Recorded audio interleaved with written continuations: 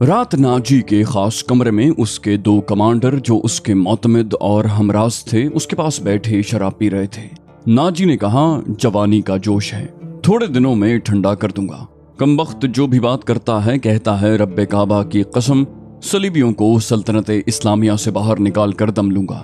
ایک کمانڈر نے طنزیہ کہا، صلاح الدین ایوبی اتنا بھی نہیں جانتا کہ سلطنت اسلامیہ کا دم نکل چکا ہے، اب سوڈانی حکومت کریں گے۔ دوسرے کمانڈر نے ناجی سے پوچھا، کیا آپ نے اسے بتایا نہیں کہ یہ 50,000 کا لشکر سوڈانی ہے اور یہ لشکر جسے وہ اپنی فوج سمجھتا ہے صلیبیوں کے خلاف لڑے گا نہیں؟ ناجی نے کہا، تمہارا دماغ ٹھکانے ہیں اور وش۔ میں اسے یہ یقین دلایا ہوں کہ یہ 50,000 سوڈانی شیر اس کے اشارے پر صلیبیوں کے پرخچے اڑا دیں گے، لیکن ناجی چپ ہو کر سوچ میں پڑ گیا۔ اس نے پوچھا، لیکن کیا؟ ناجی نے کہا، اس نے مجھے حکم دیا ہے کہ مصر کے باشندوں کی ایک فوج تیار کرو۔ اس نے کہا ہے کہ ایک ہی ملک کی فوج مناسب نہیں ہوگی، وہ مصر کے لوگوں کو بھرتی کر کے ہماری فوج میں شامل کرنا چاہتا ہے۔ اوروش نے کہا، تو آپ نے کیا جواب دیا؟ ناجی بولا، میں نے کہا کہ آپ کے حکم کی تعمیل ہوگی، مگر میں ایسے حکم کی تعمیل نہیں کروں گا۔ اوروش نے پوچھا، مزاج کیسا ہے؟ ناجی نے جواب دیا، ضد کا پکا معلوم ہوتا ہے۔ دوسرے کمانڈر نے کہا، آپ کی دانش اور تجربے کے سامنے تو وہ کچھ بھی نہیں لگتا، نیا امیر مصر بن کر آیا ہے، کچھ روز یہ نشہ طاری رہے گا بس۔ ناجی نے کہا، میں یہ نشہ اترنے نہیں دوں گا، اسے اسی نشے میں بدمست کر کے ماروں گا۔ بہت دیر تک یہ تینوں صلاح الدین ایوبی کے خلاف باتیں کرتے رہے اور اس مسئلے پر غور کرتے رہے کہ اگر صلاح الدین ایوبی نے ناجی کی بے تاج بادشاہی کے لیے خطرہ پیدا کر دیا تو وہ کیا کارروائی کریں گے۔ ادھر صلاح الدین ایوبی اپنے نائبین کو سامنے بٹھائے یہ ذہن نشین کروا رہا تھا کہ وہ حکومت کرنے نہیں آیا اور نہ کسی کو حکومت کرنے دے گا۔ اس نے انہیں کہا کہ اسے جنگی طاقت کی ضرورت ہے اور اس نے یہ بھی کہا کہ اسے یہاں کا فوجی ڈھانچہ بالکل پسند نہیں۔ 50,000 باڈی گارڈ سوڈانی ہیں، ہمیں ہر خطے کے باشندوں کو یہ حق دینا ہے کہ وہ ہماری فوج میں آئیں، اپنے جوہر دکھائیں اور مال غنیمت میں سے اپنا حصہ وصول کریں۔ یہاں کے عوام کا معیار زندگی اسی طرح بلند ہو سکتا ہے۔ صلاح الدین ایوبی نے انہیں بتایا، میں نے ناجی سے کہہ دیا ہے کہ وہ عام بھرتی شروع کر دے۔ ایک ناظم نے اس سے پوچھا، کیا آپ کو یقین ہے کہ وہ آپ کے حکم کی تعمیل کرے گا؟ ایوبی نے کہا، کیا وہ حکم کی تعمیل سے گریز کرے گا؟ ناظم نے کہا، وہ گریز کر سکتا ہے، فوجی امور اسی کے سپرد ہیں، وہ کسی سے حکم نہیں لیا کرتا، صرف اپنی منوایا کرتا ہے۔ صلاح الدین ایوبی خاموش رہا جیسے اس پر کچھ اثر ہی نہ ہوا ہو۔ اس نے سب کو رخصت کر دیا اور صرف علی بن سفیان کو اپنے ساتھ رکھا۔ علی بن سفیان جاسوسی اور جوابی جاسوسی کا ماہر تھا۔ اسے صلاح الدین ایوبی بغداد سے اپنے ساتھ لایا تھا۔ وہ ادھیڑ عمر آدمی تھا، اداکاری، چرب زبانی اور بھیس بدلنے میں مہارت رکھتا تھا۔ جنگوں میں اس نے جاسوسی بھی کی تھی اور جاسوسوں کو پکڑا بھی تھا۔ اس کا اپنا گروہ تھا جو آسمانوں سے تارے بھی توڑ لاتا۔ صلاح الدین ایوبی کو جاسوسی کی اہمیت سے واقفیت تھی۔ فنی مہارت کے علاوہ علی میں وہی جذبہ تھا جو صلاح الدین ایوبی میں تھا۔ صلاح الدین نے کہا، تم نے سنا علی، یہ لوگ کہہ گئے ہیں کہ ناجی کسی سے حکم نہیں لیا کرتا، اپنی منوایا کرتا ہے۔ علی بن سفیان نے کہا، ہاں میں نے سن لیا ہے، اگر میں چہرے پہچاننے میں غلطی نہیں کرتا تو میری رائے میں باڈی گارڈز کا یہ کمانڈر جس کا نام ناجی ہے ناپاک ذہنیت کا انسان ہے۔ اس کے متعلق میں پہلے سے بھی کچھ جانتا ہوں۔ یہ فوج جو ہمارے خزانے سے تنخواہ لیتی ہے دراصل ناجی کی ذاتی فوج ہے۔ اس نے حکومتی حلقوں میں ایسی سازشیں کی ہیں جنہوں نے انتظامی ڈھانچے کو بے حد کمزور کر دیا ہے۔ آپ کا یہ فیصلہ بالکل بچا ہے کہ فوج میں یہاں کے ہر خطے کے سپاہی ہونے چاہیے۔ میں آپ کو تفصیلی معلومات فراہم کروں گا۔ مجھے شک ہے کہ سوڈانی فوج ناجی کی وفادار ہے، ہماری نہیں۔ آپ کو اس فوج کی ترتیب اور تنظیم بدلنی پڑے گی یا ناجی کو سبکدوش کرنا پڑے گا۔ صلاح الدین ایوبی نے کہا، میں اپنی صفوں میں ہی اپنے دشمن پیدا نہیں کرنا چاہتا۔ ناجی گھر کا بھیدی ہے، اسے سبکدوش کر کے اپنا دشمن بنا لینا دانش مندی نہیں۔ ہماری تلوار غیروں کے لیے ہے، اپنوں کا خون بہانے کے لیے نہیں۔ میں ناجی کی ذہنیت کو پیار اور محبت سے بدل سکتا ہوں۔ تم اس فوج کی ذہنیت معلوم کرنے کی کوشش کرو، مجھے صحیح اطلاع دو کہ فوج کہاں تک ہماری وفادار ہے۔ ناجی اتنا کچا آدمی بھی نہیں تھا، اس کی ذہنیت پیار اور محبت کے بکھیڑوں سے آزاد تھی۔ اسے اگر پیار تھا تو اپنے اقتدار اور شیطانیت کے ساتھ۔ اس لحاظ سے وہ پتھر تھا، مگر جسے اپنے جال میں پھانسنا چاہتا اس کے سامنے موم ہو جاتا۔ اس نے صلاح الدین ایوبی کے ساتھ یہی رویہ اختیار کیا۔ اس کے سامنے وہ بیٹھتا نہیں تھا، ہاں میں ہاں ملاتا چلا جاتا۔ उसने मिस्र के मुख्तलिफ खित्तों से अय्यूबी के हुक्म के मुताबिक फौज के लिए भर्ती शुरू कर दी। हालांकि ये काम उसकी मर्जी के खिलाफ था। दिन गुजरते जा रहे थे। सलाहुद्दीन अय्यूबी उसे कुछ कुछ पसंद करने लगा था। नाजी ने उसे यकीन दिलाया था कि सूडानी बॉडीगार्ड्स फौज उसके हुक्म की मुंतजिर है और ये कौम की तवक्कुआत पर पूरी उतरेगी। नाजी सलाहुद्दीन अय्यूबी को 2-3 मरतबा कह चुका था कि वो बॉडीगार्ड्स की तरफ से उसे दावत देना चाहता है और फौज उसके एजाज में जश्न मनाने के लिए बेताब है, लेकिन सलाहुद्दीन अय्यूबी मसरूफियत की वजह से ये दावत कबूल न कर सका।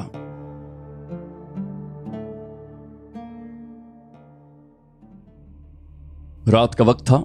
नाजी अपने कमरे में अपने 2 मोतमिद जूनियर कमांडरों के साथ बैठा शराब पी रहा था।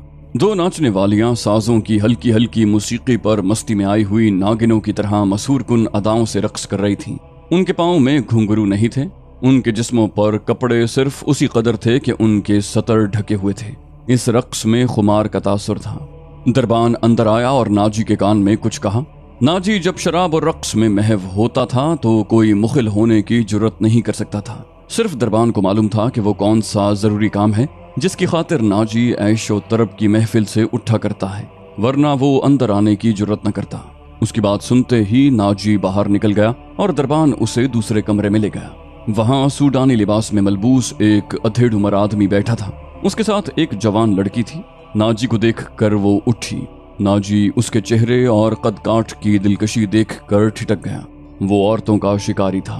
उसे औरतें सिर्फ अपनी अय्याशी के लिए दरकार नहीं होती थीं, उनसे वो और भी कई काम लिया करता था, जिनमें एक ये था कि वो निहायत खूबसूरत और अय्यार लड़कियों के जरिए बड़े बड़े अफसरों को अपनी मुट्ठी में रखता था।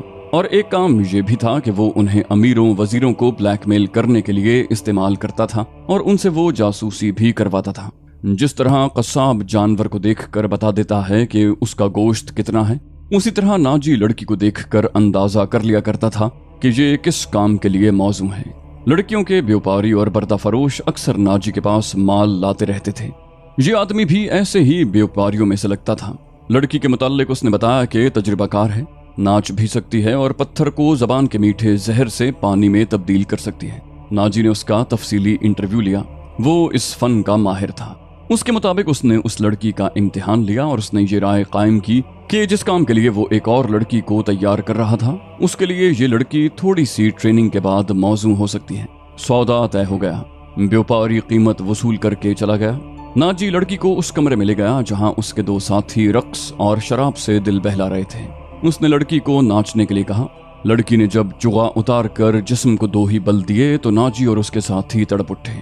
पहली दोनों नाचने वालियों के रंग पीले पड़ गए। इस नई लड़की के सामने उनकी कदर कीमत कम हो गई थी। नाजी ने उसी वक्त महफिल बर्खास्त कर दी और उस लड़की को अपने पास बिठाकर सबको बाहर निकाल दिया। लड़की से नाम पूछा तो उसने ज़िकोई बताया। नाजी ने उसे कहा, ज़िकोई, तुम्हें यहाँ लाने वाले ने बताया था कि तुम पत्थर को पानी में तब्दील कर सकती हो। तुम्हारा ये कमाल देखना चाहता हूँ। ज़िकोई ने पूछा, वो पत्थर कौन है? नाजी ने जवाब दिया, नया अमीर मिस्र, वो सालार आजम भी है। ज़िकोई ने पूछा, सलाहुद्दीन अय्यूबी? नाजी ने कहा, हाँ, सलाहुद्दीन अय्यूबी। अगर तुम उसे पानी में तब्दील कर दो तो हमारी तलवार गैरों के लिए है। अगर तुम उसे पानी में तब्दील कर दो तो उसके वजन जितना सोना तुम्हारे कदमों में रख दूंगा। ज़िकोई ने पूछा, वो शराब तो पीता होगा? नाजी ने जवाब दिया, नहीं। शराब, औरत, नाच गाने और तफरी से वो उतनी ही नफरत करता है जितनी हर मुसलमान खिंजीर से करता है। ज़िकोई ने कहा, मैंने सुना था कि आपके पास लड़कियों का ऐसा तिलिस्म है जो नील की रवानी को रोक लेता है। क्या वो तिलिस्म बेकार हो गया? नाजी ने कहा, मैंने अभी आजमाया नहीं, ये काम तुम कर सकती हो। मैं सलाहुद्दीन अय्यूबी की आदतों के मुताल्लिक तुम्हें बहुत कुछ बताऊंगा। ज़िकोई ने पूछा, क्या आप उसे जहर देना चाहते हैं? नाजी ने जवाब दिया, अभी नहीं, मेरी उसके साथ कोई दुश्मनी नहीं। मैं सिर्फ ये चाहता हूँ कि वो एक बार किसी तुम जैसी लड़की के जाल में फंस जाए, फिर मैं उसे अपने पास बिठाकर शराब पिलाऊंगा। अगर उसे कत्ल करना मकसूद होता तो मैं ये काम हैशिशीन से निहायत आसानी से करवा सकता था। ज़िकोई ने कहा, यानी आप उसके साथ दुश्मनी नहीं, दोस्ती करना चाहते हैं? इतना बरजस्ता जुमला सुनकर नाजी चंद लम्हे लड़की को देखता रहा। वो उसकी तवक्को से ज्यादा ज़हीन थी। नाजी ने उसके मुलायम बालों पर हाथ फेर कर कहा, हाँ ज़िकोई, मैं उसके साथ दोस्ती करना चाहता हूँ। ऐसी दोस्ती कि वो मेरा हम निवाला और हम प्याला बन जाए। आगे मैं जानता हूँ कि मुझे उससे क्या काम लेना है, फिर नाजी ने जरा सोच कर कहा, लेकिन मैं तुम्हें ये भी बता देना जरूरी समझता हूँ कि एक जादू सलाहुद्दीन अय्यूबी के हाथ में भी है। अगर तुम्हारे हुस्न और नाजो अंदाज पर उसका जादू चल गया तो मैं तुम्हें जिंदा नहीं रहने दूंगा। अगर तुमने मुझे धोखा दिया तो तुम एक दिन से ज्यादा जिंदा नहीं रह सकोगी। सलाहुद्दीन अय्यूबी तुम्हें मौत से बचा नहीं सकेगा।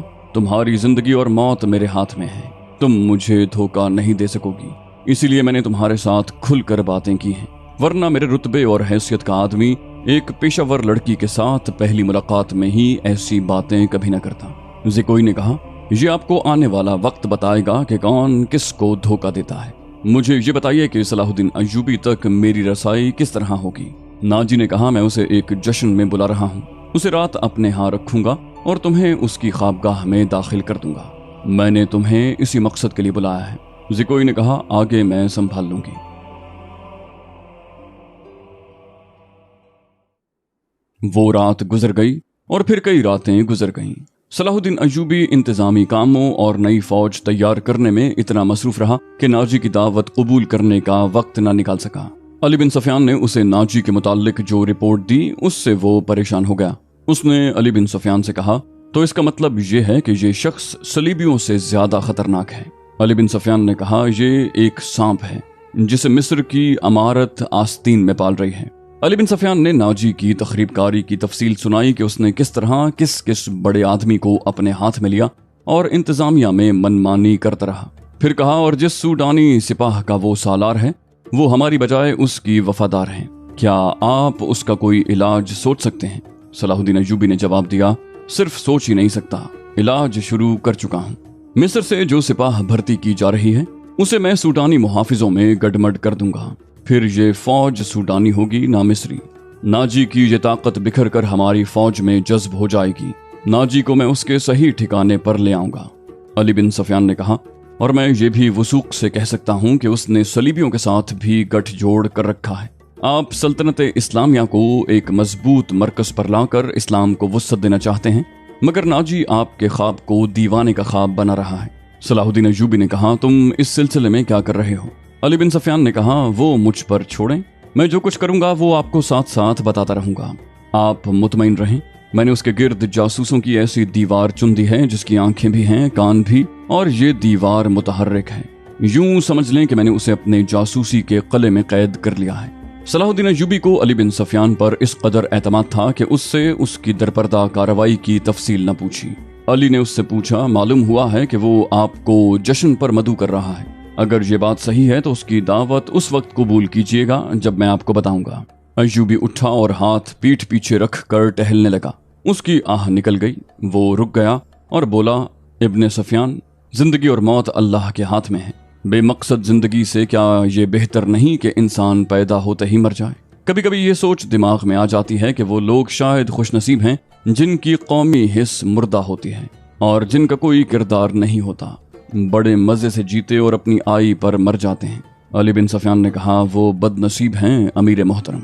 सलाहुद्दीन अय्यूबी ने कहा, हाँ इब्ने सफियान, मैं जब उन्हें खुशनसीब कहता हूँ तो यही बात मालूम नहीं कौन मेरे कान में कह देता है जो तुमने कही, मगर सोचता हूँ कि हमने तारीख का धारा इस मोड़ पर न बदला तो मिल्लत इस्लामिया बिखर कर दीवारों, जंगलों और सहराओं में खो जाएगी। मिल्लत की खिलाफत 3 हिस्सों में बढ़ जाएगी। अमीर मनमानी कर रहे हैं और सलीबियों के आलायकार बनते जा रहे हैं। मुझे ये डर भी महसूस होने लगा है कि मुसलमान अगर जिंदा रहे तो वो हमेशा सलीबियों के गुलाम और आलायकार रहेंगे। वो इसी पर खुश रहेंगे कि जिंदा हैं, मगर कौम की हैसियत से वो मुर्दा होंगे। जरा नक्शा देखो अली, आधी सदी में देखो हमारी सल्तनत का नक्शा कितना सुकड़ गया है। वो खामोश हो गया, सर झुका कर टहलने लगा, फिर रुक गया और सर को झटक कर अली बिन सफियान को देखा। कहने लगा, जब तबाही अपने अंदर से उठे तो उसे रोकना मुहाल हो जाता है। अगर हमारी खिलाफत और अमारतों का यही हाल रहा तो सलीबियों को हम पर हमले करने की जरूरत पेश नहीं आएगी। वो आग जिसमें हम अपना ईमान, अपना किरदार और अपनी कौमियत जला रहे हैं, उसमें सलीबी आहिस्ता आहिस्ता तेल डालते रहेंगे। उनकी साजिशें हमें आपस में लड़ाती रहेंगी। मैं शायद अपना अज़्म पूरा न कर सकूं, मैं शायद सलीबियों से शिकस्त भी खा जाऊं, लेकिन मैं कौम के नाम एक वसीयत छोड़ना चाहता हूं। वो ये है कि किसी गैर मुस्लिम पर कभी भरोसा न करना। उनके खिलाफ लड़ना है तो लड़कर मर जाना। किसी गैर मुस्लिम के साथ कभी समझौता और कोई मुआहिदा न करना। अली बिन सफियान ने कहा, आपका लहजा बता रहा है जैसे आप अपने अज़्म से मायूस हो गए हैं। सलाहुद्दीन अय्यूबी ने कहा, मायूस नहीं, जज्बाती। अली, मेरा एक हुक्म मुतल्लिका शोबे तक पहुंचा दो, भर्ती तेज कर दो और कोशिश करो कि फौज के लिए ज्यादा से ज्यादा ऐसे आदमी रखो जो जंग का तजुर्बा हासिल कर चुके हों। हमारे पास इतनी लंबी तरबियत का वक्त नहीं। भर्ती होने वालों का मुसलमान होना लाजमी करार दे दो और तुम अपने लिए जहन नशीन कर लो कि ऐसे जासूसों का एक दस्ता तैयार करो जो दुश्मन के इलाके में जाकर जासूसी भी करें और शबखून भी मारें। ये जांबाजों का दस्ता होगा, उन्हें खुसूसी तरबियत दो। उनमें ये सिफात पैदा करो कि ऊंट की तरह ज्यादा से ज्यादा अरसा प्यास बर्दाश्त कर सकें। उनकी नजरें उकाब की तरह तेज हों, उनमें सहराई लोमड़ी की मक्कारी हो और वो दुश्मन पर चीते की तरह झपटने की महारत, दलेरी और ताकत के मालिक हों। उनमें शराब, हशीश वगैरह की आदत ना हो और औरत के लिए वो बर्फ की तरह यख हों। भर्ती तेज करवा दो बिन सुफियान, और याद रखो मैं हुजूम का कायल नहीं। मुझे लड़ने वालों की जरूरत है, खा तादाद थोड़ी हो। उनमें कौमी जज्बा हो और वो मेरे अज़्म को समझते हों। किसी के दिल में ये शुबा ना हो कि उसे क्यों लड़वाया जा रहा है। अगले 10 दिनों में हजारहा तरबियत याफ्ता सिपाही अमारत मिस्र की फौज में आ गए और उन 10 दिनों में नाजी ने ज़िकोई को ट्रेनिंग दे दी कि वो सलाहुद्दीन अय्यूबी को कौन कौन से तरीके से अपने हुस्न के जाल में फांस कर उसकी शख्सियत और उसके किरदार को कमजोर कर सकती है। नाजी के हमराज दोस्तों ने ज़िकोई को देखा तो उन्होंने बिला खौफ तरदीद कहा कि इस लड़की को मिस्र के फिरौन देख लेते तो खुदाई के दावे से दस्तबरदार हो जाते। नाजी का जासूसी का अपना निजाम था, बहुत तेज और दलेर। वो मालूम कर चुका था कि अली बिन सफियान सलाहुद्दीन अय्यूबी का खुसूसी मुशीर है और अरब का माना हुआ सुराग रसां। उसने अली के पीछे अपने जासूस छोड़ दिए थे और उसने अली बिन सफियान को कत्ल करवा देने का मंसूबा भी बना लिया था।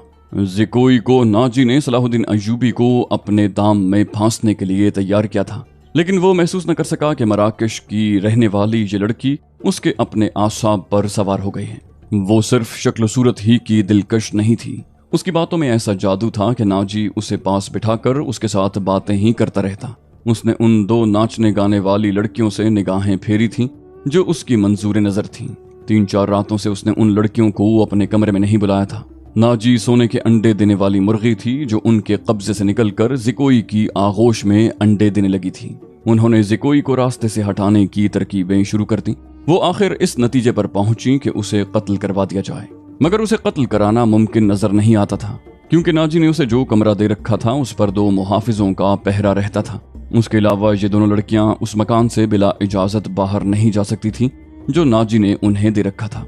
उन्होंने हरम की खादिमा औरतों में से एक को एतमाद में लेना शुरू कर दिया। वो उसके हाथों ज़िकोई को जहर देना चाहती थी। अली बिन सफियान ने सलाहुद्दीन अय्यूबी का मुहाफिज दस्ता बदल दिया। ये सब अमीर मिस्र के पुराने बॉडीगार्ड थे। उसकी जगह उसने उन सिपाहियों में से बॉडीगार्ड्स का दस्ता तैयार कर दिया जो नई भर्ती में से आए थे। ये जांबाजों का मुंतखब दस्ता था जो सिपाहगरी में भी ताक था और जज्बे के लिहाज से उसका हर सिपाही मर्द हुर था। नाजी को ये तब्दीली बिल्कुल पसंद नहीं थी, लेकिन उसने सलाहुद्दीन अय्यूबी के सामने इस तब्दीली की बेहद तारीफ की और उसके साथ ही दरखास्त की कि सलाहुद्दीन अय्यूबी उसकी दावत कबूल कर ले। अय्यूबी ने उसे जवाब दिया कि वो 1-8 दिन में उसे बताएगा कि वो कब दावत कबूल कर सकेगा। उसके जाने के बाद सलाहुद्दीन अय्यूबी ने अली बिन सफियान से मशवरा लिया कि वो दावत पर कब जाए। अली बिन सफियान ने उसे मशवरा दिया कि अब वो किसी भी रोज दावत कबूल कर ले।